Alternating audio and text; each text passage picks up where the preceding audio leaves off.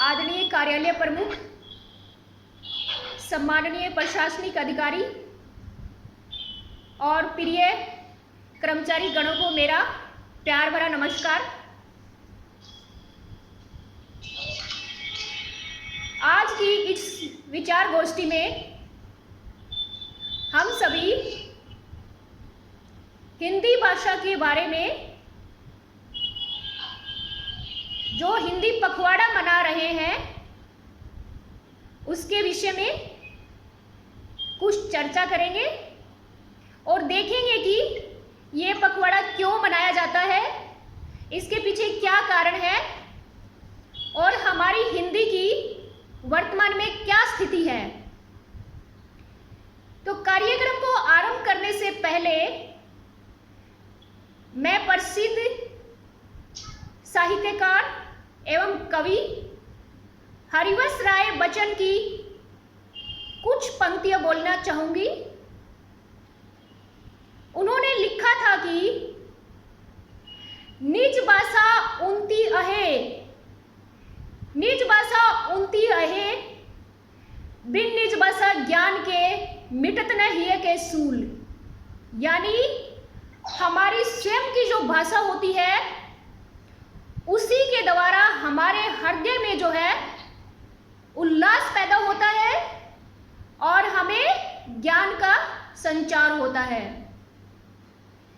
इसी के साथ मैं कार्यक्रम को आरंभ कर रही हूं।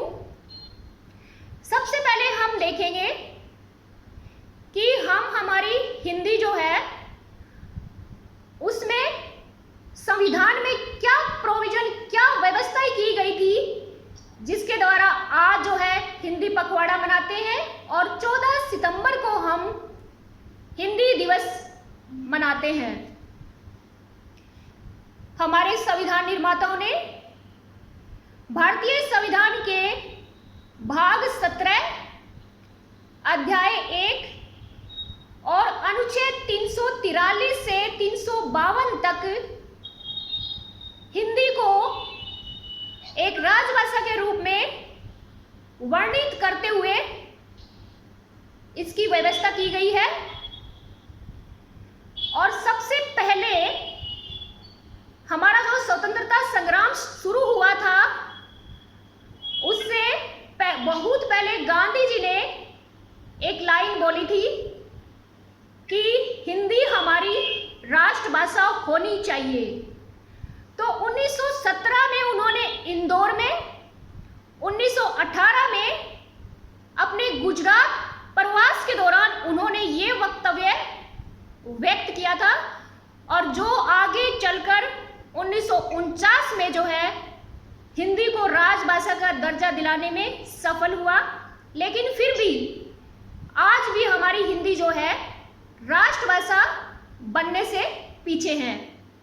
तो हिंदी पखवाड़ा मनाने का हमारा मकसद यही है कि हम न केवल हिंदी को एक राजभाषा के रूप में, बल्कि इसे एक राष्ट्रभाषा बनाने में भी सफल हो सके।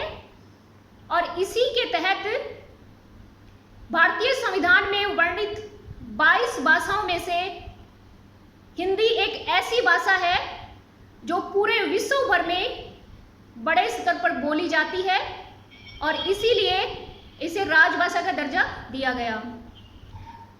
14 सितंबर 1949 को पहला हिंदी दिवस मनाया गया था और इस हिंदी दिवस को मनाने के पीछे हमारे जवाहरलाल नेहरू जी, पंडित जवाहरलाल नेहरू जी का बहुत बड़ा हाथ था, क्योंकि उन्होंने ही एक हिंदी दिवस मनाने के बारे में अपना वक्तव्य व्यक्त किया था।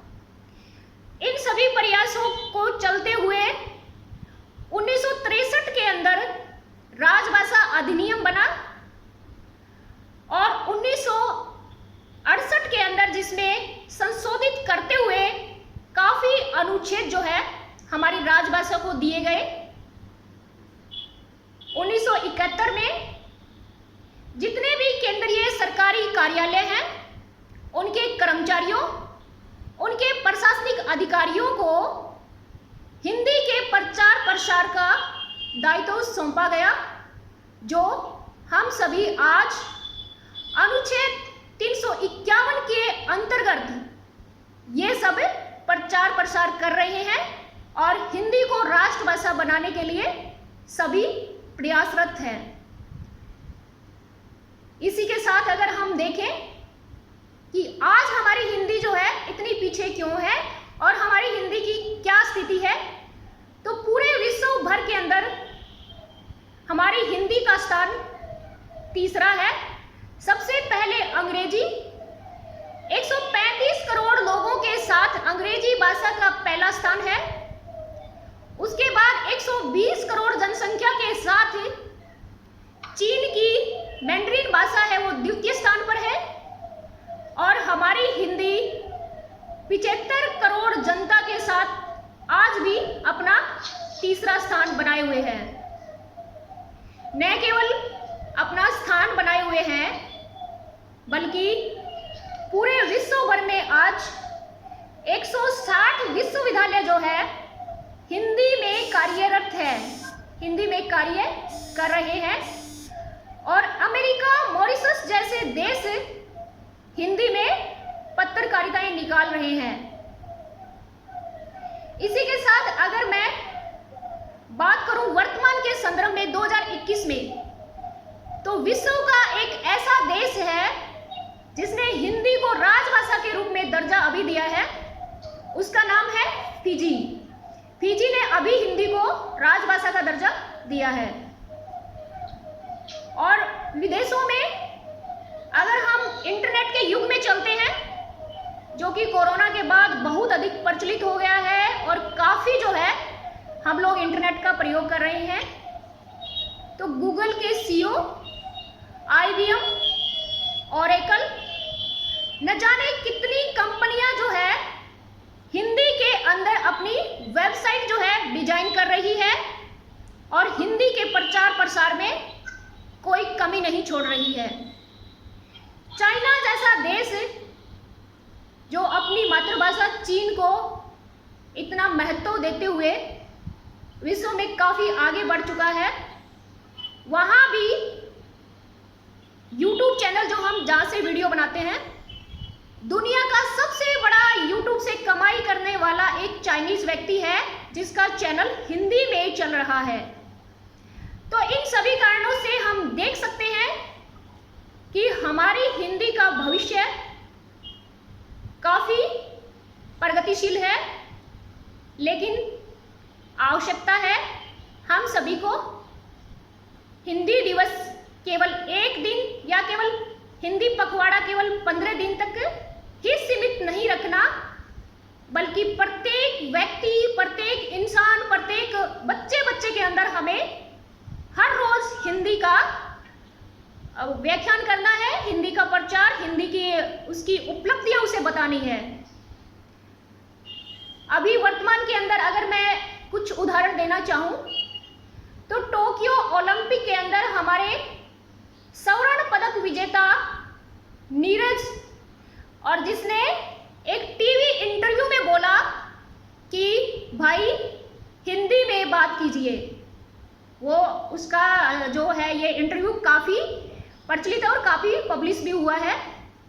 इसी के साथ अभी 2 दिन पहले हमारे प्रधानमंत्री मोदी जी अमेरिका के अंदर UN में हिंदी में भाषण दिया है, जबकि वहाँ सभी अंग्रेजी समझते हैं। इन सभी बातों से हम समझ सकते हैं कि वर्तमान के अंदर हिंदी का कितना अधिक महत्व है और कितनी अधिक प्रचलित होती जा रही है। एक छोटा सा उदाहरण देना चाहूंगी कि हिंदी केवल भाषा ही नहीं है बल्कि हमारी मातृभाषा है, और मातृभाषा जो होती है वो हमारी माँ से कम नहीं होती है। इसलिए जैसा हमारी माँ का स्थान हमारे घर में होता है, वो ही हमारी भाषाओं में हमारी हिंदी भाषा का है।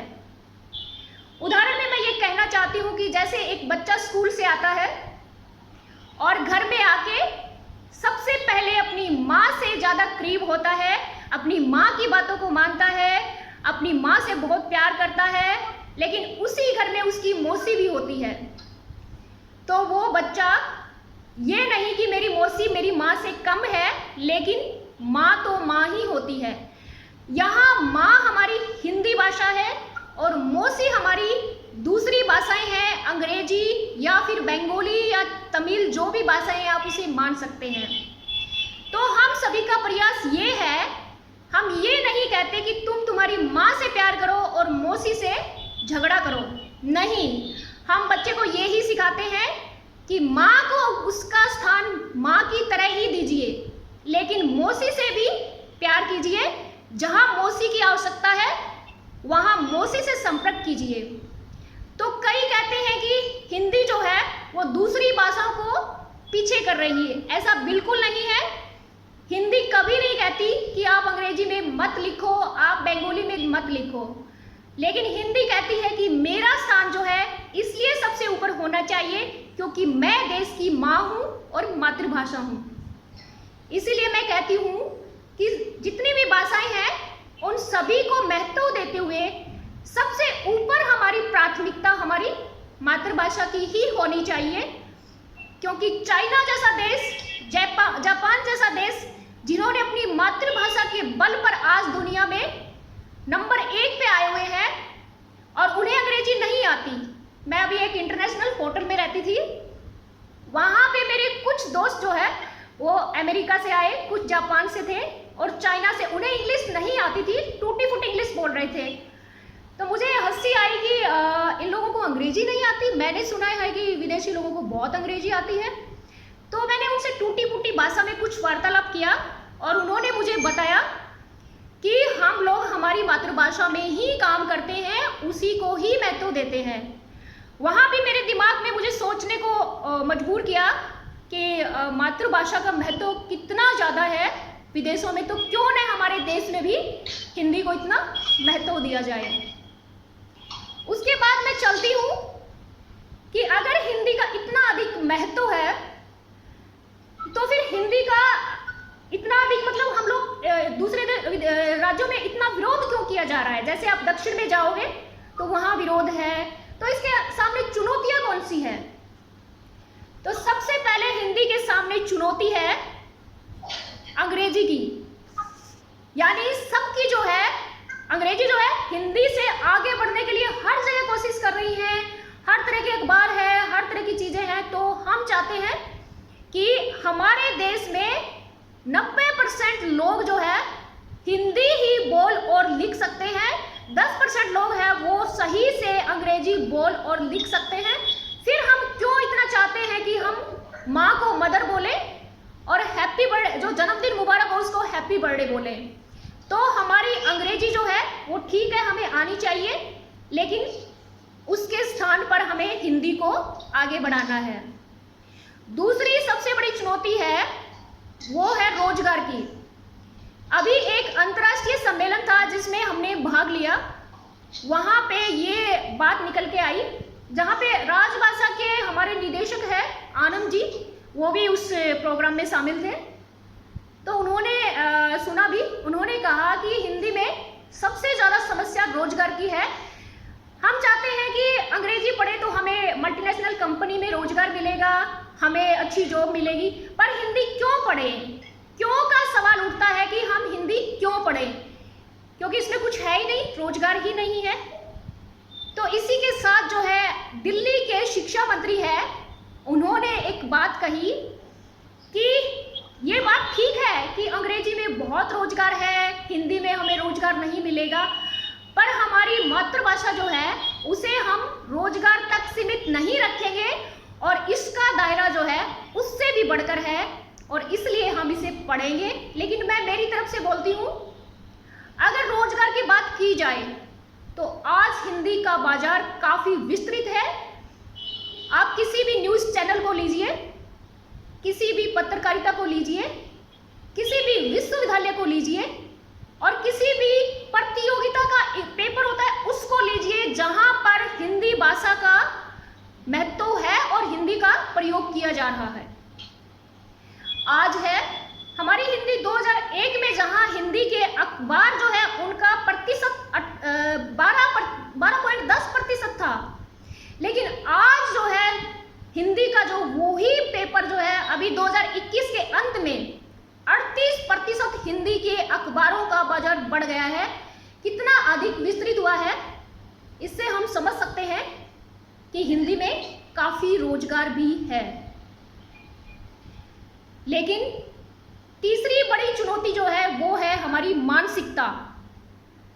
हमारे दिमाग में ये चिपक गया है कि अगर हम अंग्रेजी में बोलेंगे तो लोग हमें ज़्यादा महत्व देंगे और हमारा आदर सम्मान ज़्यादा होगा। मैं भी ऐसी ही थी, मतलब मैं भी मेरी पीएचडी के दौरान मैं इंग्लिश में पीएचडी किया है, तो हम लोग वहाँ अंग्रेजी में बोलते थे। लेकिन जैसे जैसे हम थोड़ा आगे बढ़े तो हमें भी पता लगा कि क्यों न हम उसी चीज़ को प्रयोग करें जो हमें अच्छी तरह से आती है और जो हमारे देश का गौरव है। तो लोगों की मानसिकता के आधार पर मैं 2 एग्जाम्पल देना चाहूँगी हरियाणा का। Basically I belong to Haryana, मैं हरियाणा से संबंध रखती हूँ। तो वहाँ अभी हाल ही में 50% स्कूलों के अंदर अंग्रेजी पढ़ाना अनिवार्य कर दिया गया है, हिंदी को नहीं किया है। दिल्ली जैसा हम कह सकते हैं हमारा केंद्र शासित प्रदेश, वहाँ 59 पॉइंट कुछ है, इतने प्रतिशत जो है स्कूलों के अंदर अंग्रेजी सिखाई जाती है। तो मुझे थोड़ा लगता है, यहाँ से थोड़ा सा डर लग रहा है कि हिंदी का बाजार इससे थोड़ा पीछे जा रहा है। तो ये जो चुनौतियाँ यहाँ हमें दिख रही है, इससे थोड़ा सा निपटने की जरूरत है। मानसिकता की जहाँ तक बात है तो मैं कहती हूँ कि हमारे घर से ही हमें हिंदी जो है उसे आगे बढ़ानी होगी। वो कैसे? आज तक हम लोग जाते हैं, एयरपोर्ट जाते हैं, तो मैं पूछना चाहती हूँ कि हम में से कितने व्यक्ति या कितने अधिकारी गण कभी हवाई अड्डा बोला होगा। हम घर में हमारे बच्चे भी सुनते हैं, हम हमेशा बोलते हैं कि एयरपोर्ट जाना है, लेकिन बहुत कम ऐसे बोलेंगे कि हवाई अड्डा जाना है। उड़ान आ रहा है, नहीं फ्लाइट आ रही है, मतलब फ्लाइट हो रही। अधिकतर मैंने फ्लाइट में भी देखा है कि ये ही वार्तालाप होती है। तो क्यों न हम यहाँ से छोटी छोटी चीज़ों से इसका शुरुआत करें। हम निमंत्रण पत्र शादी में देते हैं, जो इनविटेशन कार्ड होता है, वहाँ पे हम अंग्रेजी में लिखते हैं। तो क्यों न हम वहाँ से शुरुआत करें और उसे हिंदी में छपवाने की कोशिश करें। घर में हम जन्मदिन मनाते हैं, सभी इकट्ठे होके, मैं भी सुनती हूँ और उन्हें समझाती भी हूँ जहाँ मैंने किसी का वहाँ पे देखा है कि हैप्पी बर्थडे टू यू। कोई भी ऐसे नहीं बोलेगा जन्मदिन मुबारक हो। तो ये छोटी छोटी बात है जहाँ से हमारी आने वाली जो पीढ़ियाँ हैं उन पे थोड़ा सा असर पड़ रहा है। हम ये नहीं कहते कि उन्हें अंग्रेजी मत सिखाओ, लेकिन उन्हें हिंदी को मातृभाषा बताते हुए यहाँ से उन्हें छोटी छोटी चीज़ें हैं सिखाने की ज़रूरत है, और हम सबको भी ये सब अपनाने की ज़रूरत है। तो इसके साथ जो है ये चुनौतियाँ कोई ज़्यादा बड़ी नहीं है, हम इन सब से निपट सकते हैं। लेकिन एक सबसे बड़ी चुनौती अभी सामने आई है, अभी हमारी नई शिक्षा नीति बनी है। तो उस शिक्षा नीति के अंदर ये बात भी उस अंतर्राष्ट्रीय सम्मेलन में बोली गई थी कि हमारी शिक्षा नीति के अंदर एक महत्वपूर्ण बात ये लिखी गई है कि पहली, जैसे साउथ के दक्षिण के जो राज्य है वहाँ पे, कर्नाटक जैसे राज्य की वहाँ पे बात हो रही थी कि पहली मातृभाषा जो है, पहली शिक्षा 1 से 5वीं तक की शिक्षा आपको मातृभाषा में दी जाएगी। तो अगर दक्षिण के अंदर कोई तमिल भाषी है तो वो तमिल पढ़ेगा, उसी तरह कोई बंगाली है तो बंगाली पढ़ेगा, मातृभाषा में तो यही आएगा। लेकिन दूसरी भाषा अंग्रेजी और हिंदी में से कोई भी ले सकता है। तो सवाल उठ रहा था कि अधिकतर दक्षिण भाषी अंग्रेजी ही लेंगे, तो हिंदी वहाँ से फिर जो है हट रही है। ये थोड़ी सी सोचने की जरूरत है, और शायद अभी हमारी शिक्षा नीति में ये प्रोविजन इसलिए किया गया क्योंकि हमने दक्षिण के राज्यों से बहुत बड़ा आंदोलन जो है देखा है, जिसमें बहुत नुकसान हुआ था। तो अभी हमारे जो प्रधानमंत्री जी या राजनेता जो भी वहाँ से संविधान के अंदर प्रावधान कर रहे हैं, शिक्षा नीति शिक्षा मंत्री बना रहे हैं, तो जो ये प्रावधान किया गया है ये हटाया जाएगा, लेकिन इसे धीरे धीरे हटाया जाएगा, क्योंकि अभी एक साथ इसे हटाया गया तो आंदोलन फिर से शुरू हो सकता है और फिर से जो है देश को नुकसान हो सकता है, सामाजिक आर्थिक राजनीतिक सभी तरह का नुकसान जो है देखा जा सकता है। ये बात भी उस सम्मेलन में हुई थी। तो इससे बड़ी चुनौती तो मुझे नहीं लग रहा कि हमारी हिंदी को कुछ है। तो इन सभी बातों को देखते हुए 1 मई जो है 1971 के अधिनियम के तहत ही हमारा है भाग 10 है, जिसमें हमें क्या बोला गया है कि कार्य साधक हिंदी का ज्ञान होना चाहिए। कर्मचारी को उसके कार्य इतना होना चाहिए कि वो अपने कार्य को अच्छी तरह से कर सके। उसी कार्य साधक ज्ञान के लिए केंद्रीय हिंदी प्रशिक्षण संस्थान, राजभाषा विभाग और गृह मंत्रालय द्वारा संचालित